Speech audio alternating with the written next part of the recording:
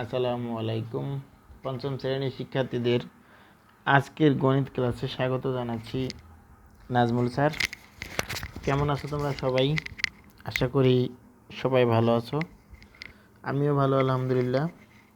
তো আজকে আমরা অনুশীলনী 9-এর রিভিশন ক্লাস করব, যোগ্যতা ভিত্তিকের। তো যে অঙ্কগুলো আমি মনে করতেছি তোমাদের জন্য আরেকবার বোঝালে ভালো হয়, ওই অঙ্কগুলো আরেকবার করে বোঝাবো। আর যে স্টেপগুলো সহজ একদম, এগুলো আর বোঝাবো না, এগুলোর জন্য সময় নষ্ট করব না। তোমাদের গতকালকের ক্লাসে বলেছিলাম যে রাত 10টার মধ্যে আমাকে জানালে কোনটা কোনটা সমস্যা, তাহলে আমি হয়তো রিভিশন ক্লাসে ঠিক নির্দিষ্ট করে ওইগুলোই বোঝাতাম। তোমরা কেউ কিছু জানাওনি। এর মানে হচ্ছে তোমরা ক্লাসটা ভালো করে শোনো না, ক্লাসটা ভালো করে দেখো না, শোনো না, শুধু প্রেজেন্ট দিয়ে প্যারেন্টসরে বোঝাও আর আমাদের বোঝাও যে তুমি ক্লাসে আসো, মানসিকভাবে ক্লাসে থাকো না তোমরা। এটা হচ্ছে তার বড় প্রমাণ। তো 1 থেকে 6 পর্যন্ত একই টাইপের অঙ্ক, এখানে মোটামুটি একই রকম সব। তো একই রকম যেগুলো, এগুলো একটা দুটো বোঝাবো, সব বোঝাবো না। কোনো বিদ্যালয়ে পঞ্চম শ্রেণীর মোট 70 জন শিক্ষার্থীর 42 জন ছাত্র। টোটাল শিক্ষার্থী বলা হচ্ছে 70 আর ছাত্র বলা হচ্ছে 42। ওই শ্রেণীতে ছাত্রী কত? 70 থেকে 42 বাদ দিলে ছাত্রী পাওয়া যাবে। ওই শ্রেণীতে শতকরা কতজন ছাত্র? 70 জনের মধ্যে আছে 42 জন, একজনের মধ্যে কত? 100 জনের মধ্যে কত? 70 জন শিক্ষার্থীর মধ্যে আছে 42 জন, একজনের মধ্যে কত? 100 জনের মধ্যে কত? নেক্সট কোশ্চেন, ছাত্রী সংখ্যা শতকরা কত? আবার সেই একই কেস, যেহেতু ছাত্রী সংখ্যা বের হয়েছে 28 জন, এই 70 জনের মধ্যে 28 জন, তাহলে 70 জনের মধ্যে ছাত্রী আছে 28 জন, একজনের মধ্যে কত? 100 জনের মধ্যে কত? 100 জনের মধ্যে বের করলে এখানে শতকরায় উত্তর আসবে, পার্সেন্ট সাইন থাকবে, উত্তরে পার্সেন্ট সাইন থাকবে। 2 নম্বর অঙ্কটা 2 নম্বর অঙ্কটা ক খ বোঝাবো না, 2 নম্বর অঙ্কটা ক খ একদমই সহজ, শুধু গ নাম্বারটা বোঝাবো। সাউথ পয়েন্ট স্কুলে 4500 জন শিক্ষার্থীর মধ্যে 61% ছাত্রী। 61% ছাত্রী মানে হচ্ছে 100 জনের মধ্যে ছাত্রী 61 জন, একজনের মধ্যে কত? 4500 জনের মধ্যে কত? তাহলে ছাত্রী সংখ্যা বের হয়ে যাবে। এরপরে বলছে ছাত্র সংখ্যা নির্ণয় করো। ছাত্রী সংখ্যা মোট শিক্ষার্থী থেকে ছাত্রী সংখ্যা বাদ দিলেই ছাত্র সংখ্যা বের হয়ে যাবে। ওই বিদ্যালয়ে ছাত্র অপেক্ষা ছাত্রী কতজন বেশি, শতকরা কতজন বেশি? আমি শুধু এই স্টেপটা তোমাকে আমি ভালো করে বোঝাবো। তাহলে তোমার ছাত্র অপেক্ষা ছাত্রী কতজন বেশি, এটা নর্মাল বিয়োগ। এই ছাত্র অপেক্ষা ছাত্রী সংখ্যা বেশি, এটা ছিল ছাত্রী সংখ্যা এই 2745, এখান থেকে বাদ যাবে 1755, এটা বাদ দিলে থাকে 990 জন। এই 90 জন ছাত্রী, 990 জন ছাত্রী হচ্ছে তুলনামূলকভাবে ছাত্রছাত্রী সমান করার পরে এতজন বেশি। তাহলে আমাদের কি বলছে? তাহলে শতকরা কতজন বেশি? এই 4500 জনের মধ্যে শিক্ষার্থী ছাত্রী বেশি আছে হচ্ছে 990 জন, একজনের মধ্যে কত? 100 জনের মধ্যে কত? কাটাকাটিটা হচ্ছে তোমার 100 দিয়ে 4500, মানে 4500কে কাটলে হয় 45, 45 দিয়ে এটাকে ভাগ করলে হয় 22। এখানে 22 জন লিখবা, উত্তরে শতকরা লিখবা। শতকরা লিখতেই হবে। 3 নং প্রশ্ন হচ্ছে তোমার একদমই সহজ, এটারও ক খ বোঝাবো না, মানে শীট বোঝাবো গ নাম্বার। অঙ্কটাকে পড়ি। একটা শ্রেণীতে 155 জন শিক্ষার্থীর মধ্যে 80 জন, মানে 80% উপস্থিত। 80% উপস্থিত মানে 100-র মধ্যে 80 জন উপস্থিত। তাহলে উপস্থিত সংখ্যা, শিক্ষার্থীর সংখ্যা নির্ণয় করো। 100 জনের মধ্যে উপস্থিত 80 জন, একজনের মধ্যে কত? 155 জনের মধ্যে কত? অনুপস্থিত সংখ্যা নির্ণয় করো। উপস্থিত যেটা বের হলো 155 থেকে ওটা বাদ দিবা, তাহলে অনুপস্থিতটা বের হবে। অনুপস্থিত হচ্ছে 31 জন। উপস্থিত শিক্ষার্থীর 25% ছাত্রী হলে কতজন ছাত্রী উপস্থিত ছিল, মানে ছাত্রী সংখ্যা নির্ণয় করতে হবে। উপস্থিত শিক্ষার্থী হচ্ছে ক নাম্বারে বের হয়েছে 124 জন। এই 124 জনের মধ্যে তোমার উপস্থিত 25% হচ্ছে ছাত্রী। 124 জনের মধ্যে 25% হচ্ছে ছাত্রী। তাহলে আমরা কি লিখব? ক হতে পাই উপস্থিত শিক্ষার্থী 124 জন, 25% ছাত্রী হলে 100 জনের মধ্যে ছাত্রী 25 জন, একজনের মধ্যে কত? 124 জনের মধ্যে কত? কাটাকাটি করে দেখো 31 আসে, উত্তর হবে 31 জন। যেগুলো শতকরা চায় না এগুলো আবার পার্সেন্ট দিও না, 31 জন। তারপরেরটা হচ্ছে তোমার সখীপুর গ্রামের মোট জনসংখ্যা 2000 জন, এর মধ্যে 55% মহিলা। মোট জনসংখ্যার 4% কত, মানে 2000 জনের 4% কত, এটা বোঝাবো না। মহিলার সংখ্যা নির্ণয় করো, এটাও বোঝাবো না। 100 জনের মধ্যে মহিলা 55 জন, একজনের মধ্যে কত, এতজনের মধ্যে কত। পুরুষের সংখ্যা নির্ণয় করো, এটা বোঝানোরই দরকার নেই।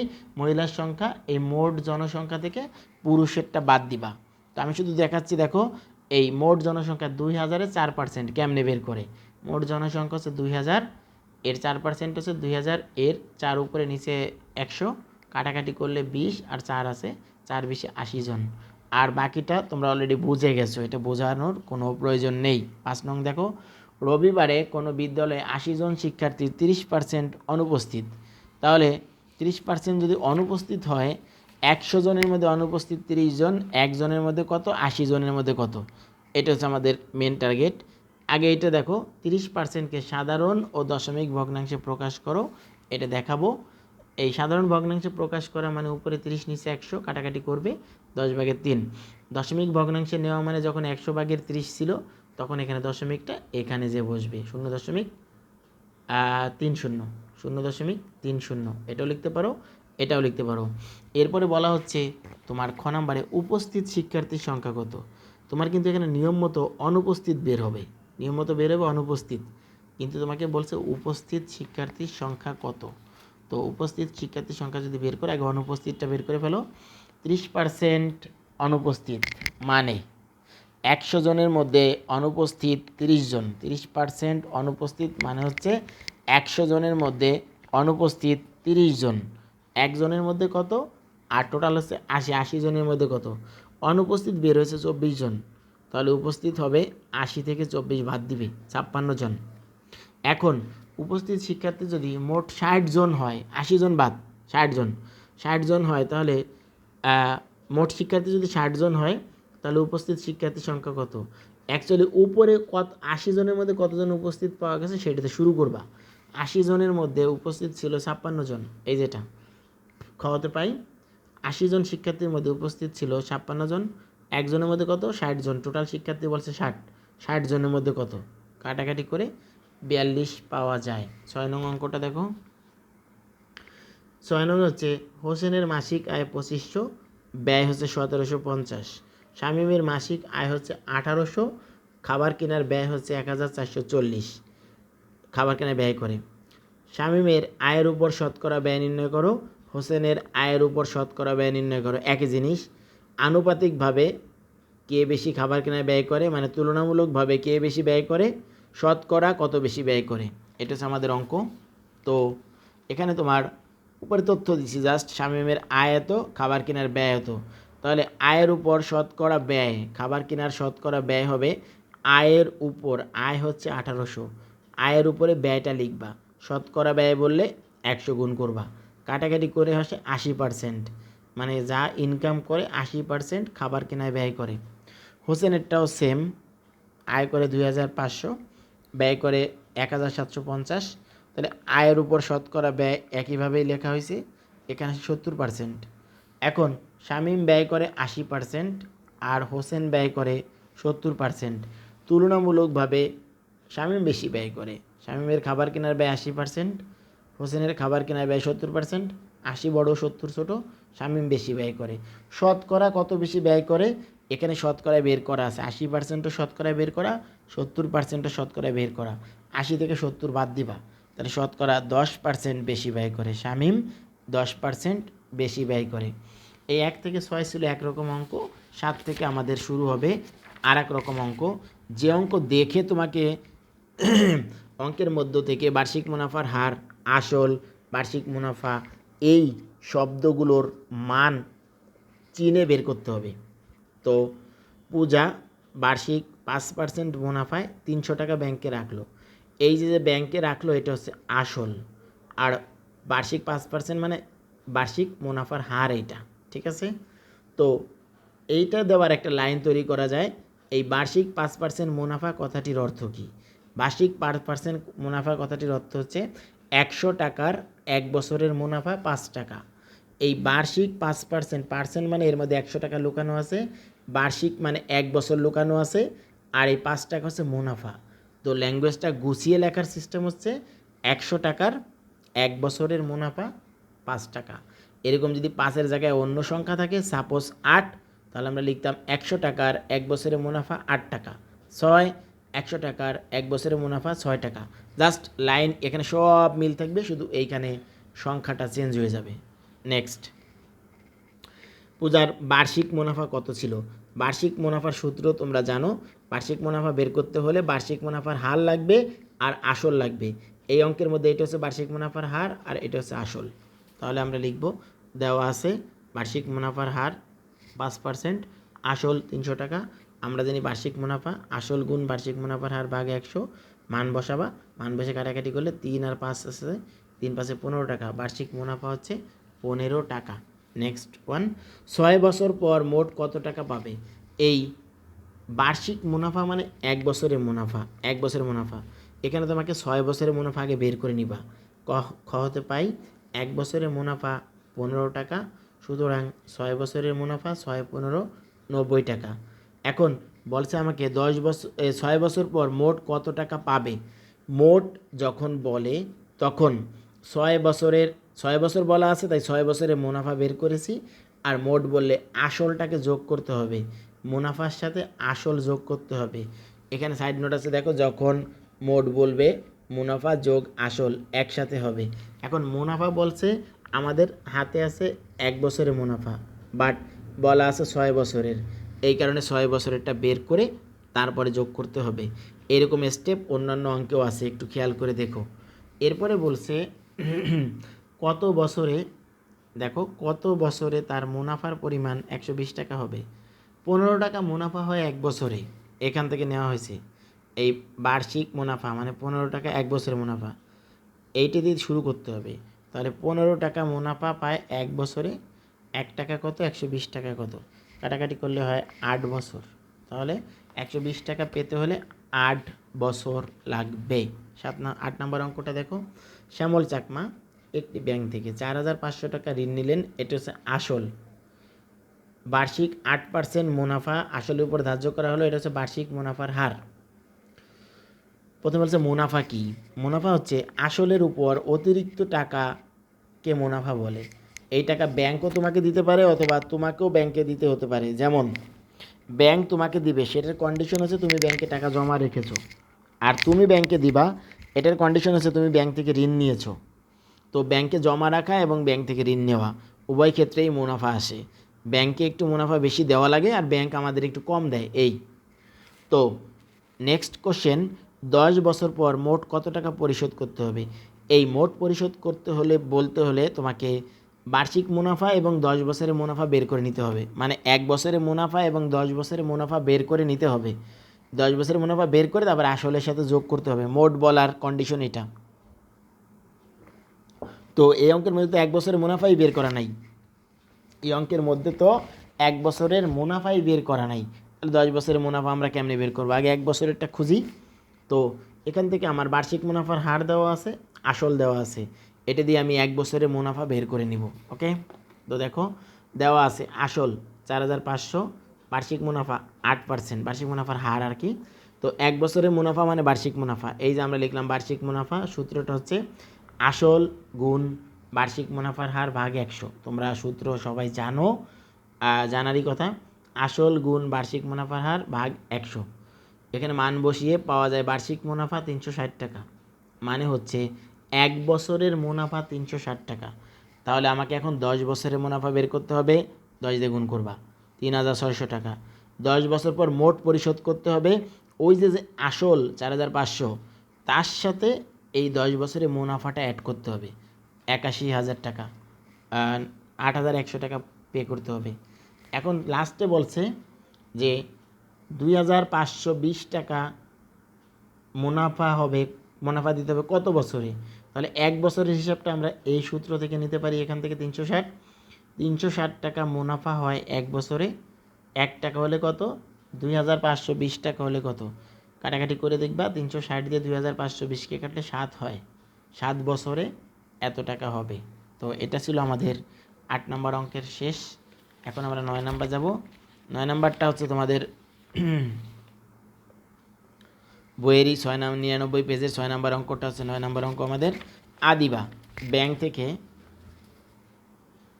50,000 টাকা ঋণ নিছে 8 বছরের জন্য, এবং 8 বছর পর তাকে ব্যাংকে এই 98,000 টাকা ফেরত দিতে হয়েছে, পরিশোধ করতে হয়েছে। এটা হচ্ছে মোট। মোট মানেই হচ্ছে তার মধ্যে আসলও আছে, 8 বছরের যত বছর বলবে তত বছরে মুনাফাও আছে। মোট মানে হচ্ছে সেই টাকার মধ্যে আসলও আছে, যত বছর বলা আছে তত বছরের মুনাফাও আছে। তাহলে আসল কি? একটা সংজ্ঞা। বিনিয়োগকৃত টাকাকে আসল বলে। বিনিয়োগ মানে হচ্ছে হয় তুমি ব্যাংকে রাখবে, না হলে ব্যাংক থেকে ঋণ নিবে, দুইটাই আসল বিনিয়োগ। এরপরে বলছে 8 বছরের মুনাফা কত ছিল, দেখো 8 বছরের মুনাফা এবং আসল মিলে এই টাকা, আর আসল ছিল এত টাকা। এই মুনাফা আসল থেকে আসলটা বাদ দিলেই মুনাফাটা পাওয়া যায়, 8 বছরের মুনাফা। এরপরে বলছে বার্ষিক মুনাফা, ব্যাংকের বার্ষিক মুনাফা মানে 1 বছরের মুনাফা। 8 বছরেরটা পেলে 1 বছরেরটা বের করা যাবে। সে বার্ষিক কত হার মুনাফায় ঋণ নিয়েছিল, এটা হচ্ছে বার্ষিক মুনাফার হার বের করতে হবে। বার্ষিক মুনাফার হার বের করতে হলে আসল আর বার্ষিক মুনাফা লাগবে আমাদের। তো খ নাম্বার থেকে দেখো 8 বছরের মুনাফা ও আসল হচ্ছে 98,000 টাকা। 8 বছরের আসল ছিল 50,000 টাকা, বিয়োগ করলে 48,000 টাকা।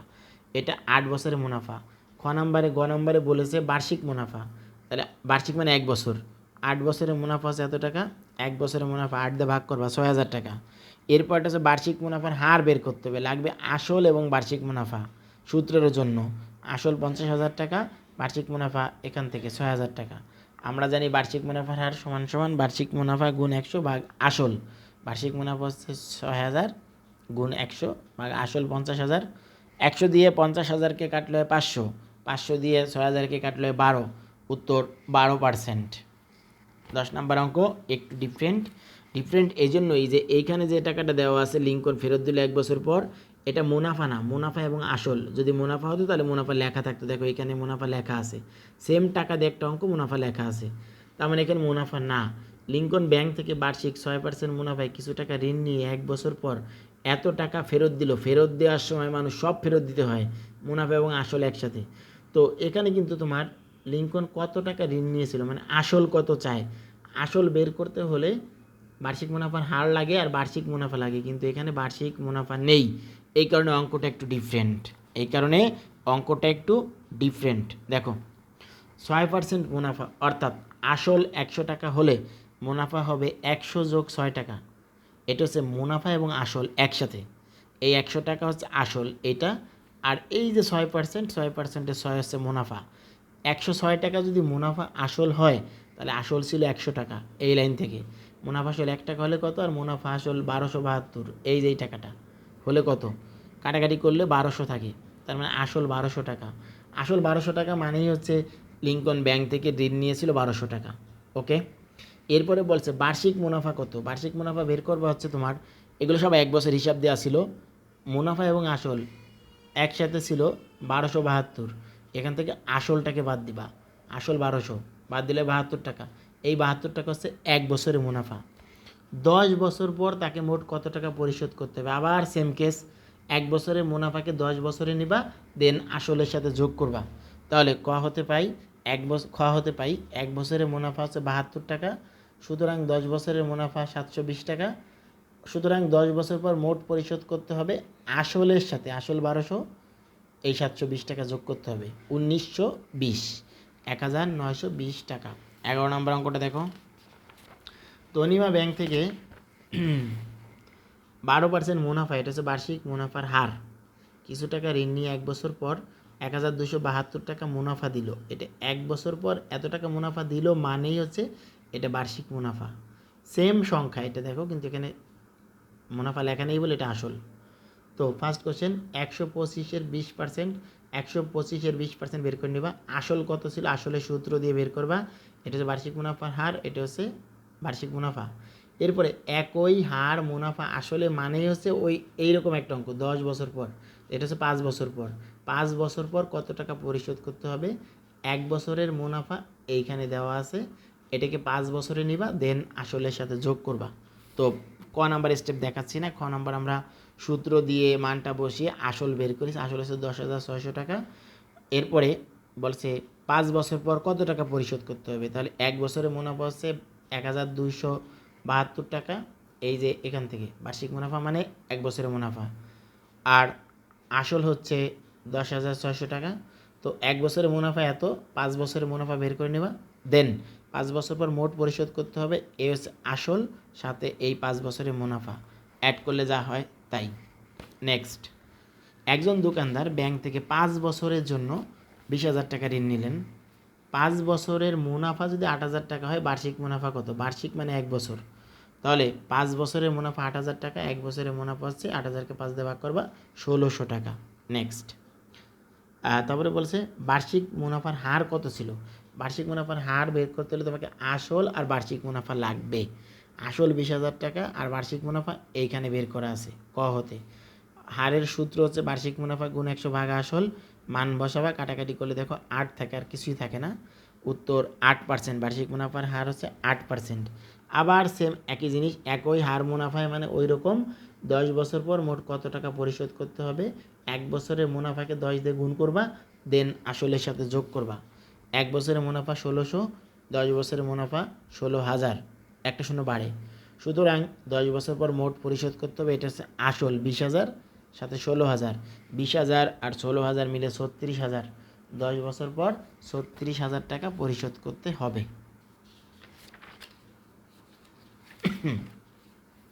13 নম্বর, একটি কলম 50 টাকায় ক্রয় করে 55 টাকায় বিক্রি করা হলো। আর 0.5কে শতকরায় প্রকাশ করো। 0.5কে আগে দশমিক তুললে হয় নিচে 10 উপরে 5, শতকরায় প্রকাশ করলে 100 দিয়ে গুণ করলে হয়ে যায় 10 দিয়ে 100 কাটলে 10, 5.50%। উত্তর, শতকরা কত লাভ বা ক্ষতি হলো? বিক্রয় মূল্য 55, ক্রয় মূল্য 50, লাভ হয়েছে। কলমটির ক্রয় মূল্য 50 টাকা, বিক্রয় মূল্য 55 টাকা, সুতরাং লাভ 5 টাকা।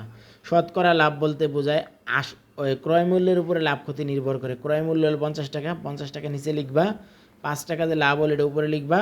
100 টাকার মধ্যে কত হয়? শতকরা মানে 100, 100 উপরে লিখবা, কাটাকাটি করবা, 10% লাভ হয়। এবার কলমটি যদি 45 টাকায় বিক্রি করে, কিনা দাম সেই 50 টাকাই ছিল, বিক্রি করছে 45, 5 টাকা ক্ষতি হলো এখানে। তো এখানে ক্ষতি হয় 5 টাকা। আবার শতকরা ক্ষতি ঠিক খ নাম্বার স্টেপের মতোই, একই সংখ্যা 50, 5, 100, কাটাকাটি করলে আবার 10%। এটাই ছিল 10% লাভ, আর এটা হচ্ছে 10% ক্ষতি, একই জিনিস। 14 নম্বর অঙ্কটা দেখো। একজন দোকানদার একটি শার্ট 470 টাকায় কিনে 10% লাভে বিক্রি করলেন। ফার্স্ট কোশ্চেন, শার্টটির ক্রয় মূল্য 100 টাকা হলে বিক্রয় মূল্য কত হবে? 10% লাভে বিক্রি করছে, তাই 100 টাকার সাথে 10 টাকা যোগ হবে। ঠিক আছে, শার্টটির বিক্রয় মূল্য কত আর দোকানদার কত টাকা লাভ করলো? আমরা সমাধানে যাই। 10% লাভে ক্রয় মূল্য 100 টাকা হলে বিক্রয় মূল্য হবে 100 যোগ 10, 110 টাকা। উত্তর এটাই। এরপরে শার্টটির বিক্রয় মূল্য কত চাইছে, এই লাইন থেকে আমরা নিলাম ক্রয় মূল্য 100 টাকা হলে বিক্রয় মূল্য 110 টাকা, ক্রয় মূল্য 1 টাকা হলে কত, আর ক্রয় মূল্য ওখানে দেওয়া আছে 470 টাকা হলে কত। তো আসে 517 টাকা। এই 517 টাকা হচ্ছে বিক্রয় মূল্য, 470 টাকা হচ্ছে ক্রয় মূল্য। গ নাম্বারে বলছে সে কত টাকা লাভ করলো। তো লাভ বের করতে হলে বিক্রয় মূল্য থেকে ক্রয় মূল্য বিয়োগ করতে হয়। বিক্রয় মূল্য বড় 470, ক্রয় মূল্য 517 বিক্রয় মূল্য, 517 থেকে বাদ দিলে লাভটা বের হয় 47 টাকা। 15 নম্বর অঙ্ক, একটি বই 80 টাকায় কিনে 180 টাকায় কিনে 198 টাকায় বিক্রি করা হলো। কত টাকা লাভ হলো? এটা জাস্ট বিয়োগ এখান থেকে, এটা শতকরা কত লাভ হলো ওইটার মতো। আর বইটি এত টাকায় বিক্রি করলে কত টাকায় লাভ হবে? দেখো, বইটি ক্রয় মূল্য 180, বিক্রয় মূল্য 198, সুতরাং লাভ 198 বিয়োগ 180, 18 টাকা। এখন শতকরা লাভ, লাভ এবং ক্ষতি কোন মূল্যের উপর নির্ভর করে? অলওয়েজ ক্রয় মূল্য। ক্রয় মূল্য এখানে কত? 180, তাহলে 180 টাকায় লাভ হয় 18 টাকা। 1 টাকায় কত? 100 টাকায় কত? এভাবে বের করবো আমরা। 180 টাকায় লাভ হয় 18 টাকা, 1 টাকায় লাভ হয় কত? 100 টাকায় কত? কাটাকাটি করে যা পাবা এটা পার্সেন্ট আসবে উত্তরে। এরপরে বইটি যদি 207 টাকায় বিক্রি করা হয়, মানে বিক্রয় মূল্যটা চেঞ্জ, ক্রয় মূল্য সেম, তাহলে লাভ হবে 207 থেকে 180 বিয়োগ 27 টাকা। আবার এভাবেই সাজাবো, 80 টাকায় লাভ হয় 27 টাকা, 18 জায়গায় 27, আর সব সেম, তাহলে কেটে কুটে দেখো 15 থাকে, উত্তর হবে 15%। ঠিক আছে। আর 16 নম্বর অঙ্ক দেখো, শুভ 12 টাকা দরে 40টি চকলেট কিনলো। চকলেটগুলোর মোট ক্রয় মূল্য কত? মানে 40টি চকলেট কিনতে কত টাকা লাগছে সেটা। সে তার বন্ধুদের কাছে চকলেটগুলো 15% লাভে বিক্রি করলে বিক্রয় মূল্য কত হবে? শুভ কত টাকা লাভ করলো? চকলেটগুলো কত টাকায় বিক্রি করলে আবার 20% লাভ হতো। এখানে 15% লাভে একবার বিক্রি করছে, 20% লাভে বিক্রি করতে হলে কত টাকায় বিক্রি করতে হতো এটা। তো একটি চকলেটের মূল্য 12 টাকা, 40টির মূল্য 12 গুণ 40, 480 টাকা। ওকে, চকলেটগুলোর ক্রয় মূল্য 480 টাকা। এরপরে বলছে সে তার বন্ধুদের কাছে 15% লাভে বিক্রি করলো। স্টার্টিং হবে 15% লাভে, ক্রয় মূল্য 100 টাকা হলে বিক্রয় মূল্য 100 সাথে 15 যোগ হবে 115 টাকা। তো ক্রয় মূল্য 100 টাকা হলে বিক্রয় মূল্য 115 টাকা, ক্রয় মূল্য 1 টাকা হলে কত, আর 480 টাকা হলে কত, কাটাকাটি করতে 552 আসে। 552 হচ্ছে বিক্রয় মূল্য, ক্রয় মূল্য 480, তাহলে বিক্রয় মূল্য এইটা, ক্রয় মূল্য এইটা, লাভ হয়েছে। তাহলে সে কত টাকা লাভ করলো, এই চকলেটগুলোর ক্রয় মূল্য ছিল 480 আর বিক্রয় মূল্য 552, 480 থেকে 552 বাদ দিতে হবে, 72 টাকা লাভ করছে। এরপরে ওই চকলেটগুলোই যদি 20% লাভে বিক্রি করে তাহলে বিক্রয় মূল্য কত হবে, আবার আমরা সাজাবো।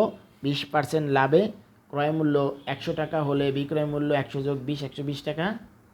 ক্রয় মূল্য 100 টাকা হলে বিক্রয় মূল্য 120 টাকা, 1 টাকা হলে কত, 480 টাকা হলে কত, কারণ ক্রয় মূল্য চেঞ্জ হয় নাই, এখানে কাটাকাটি করলে 576 টাকা। তাহলে যদি চকলেটগুলো সে 20% লাভ করতে চাইতো তাহলে 576 টাকা বিক্রি করতে হতো। 17 নম্বর, একজন বিক্রেতা ক্রয় মূল্য থেকে 10% কমে 450 টাকায় একটি চেয়ার বিক্রি করলেন। এখানে কমে গেছে, চেয়ারটির ক্রয় মূল্য কত, শুরু হবে 10% কমে, ক্রয় মূল্য 100 টাকা হলে বিক্রয় মূল্য এখানে বিয়োগ হবে, কমলে বিয়োগ হয়, ক্ষতি হলে বিয়োগ হয়, 90 টাকা। তাহলে বিক্রয় মূল্য 90 টাকা হলে ক্রয় মূল্য 100 টাকা। আমাদের ক্রয় মূল্য চেয়েছে, চেয়ারটির ক্রয় মূল্য কত, ক্রয় মূল্য ডান পাশে রাখবা। এখান থেকে বিক্রয় মূল্য 90 টাকা হলে ক্রয় মূল্য 100 টাকা, বিক্রয় মূল্য 1 টাকা হলে কত, আর বিক্রয় মূল্য 450 টাকা হলে কত, কাটাকাটি করে দেখো 500 টাকা হয়। তাহলে তোমার চেয়ারটির ক্রয় মূল্য ছিল 500 টাকা আর বিক্রয় মূল্য তো কম আছেই, দেখতেই পাচ্ছ। এরপরে বলছে চেয়ারটিতে কত টাকা কমে বিক্রি করলো, মানে কত টাকা ক্ষতি হলো। তাহলে চেয়ারটির ক্রয় মূল্য 500 টাকা, বিক্রয় মূল্য ছিল 450 টাকা, ক্ষতি হয়েছে 50 টাকা বিয়োগ। এখন 10% যদি লাভ করতে চায় তাহলে কত টাকা বিক্রয় মূল্য বিক্রয় করতে হবে। 10% লাভে ক্রয় মূল্য 100 টাকা হলে বিক্রয় মূল্য 100 যোগ 10, 110 টাকা। তাহলে ক্রয় মূল্য 110 টাকা হলে বিক্রয় মূল্য 110 টাকা, 100 টাকা হলে 110 টাকা, ক্রয় মূল্য 1 টাকা হলে কত, আর ক্রয় মূল্য এইখানে আছে ক নম্বরে 500 টাকা হলে কত, কাটাকাটি করে দেখো 550 টাকা আসে। ঠিক আছে, তো 550 টাকায় বিক্রি করলে 10% লাভ হয়। তো তোমাদের পুরা চ্যাপ্টারটাই আমি রিভিশন করে দিলাম। এরপরও যদি সমস্যা থাকে এই ক্লাসগুলো বারবার দেখো, সমস্যা কেটে যাবে। ঠিক আছে, তো আগামী ক্লাসে আমরা 11 নাম্বার চ্যাপ্টার ধরবো। আগামী ক্লাসে আমরা 11 নাম্বার চ্যাপ্টার ধরবো। আর আজকের ক্লাস শেষে একটা এমসিডাব্লিউর প্রশ্ন পাঠাবো, কিন্তু তোমাদের উত্তর আমাকে পাঠাতে হবে না, জাস্ট বাসায় করে রাখবে। আমি যখন সিডাব্লিউ কপি চাবো তখন আমি চেক করব। ঠিক আছে, তো ভালো থাকো সবাই, আল্লাহ হাফেজ।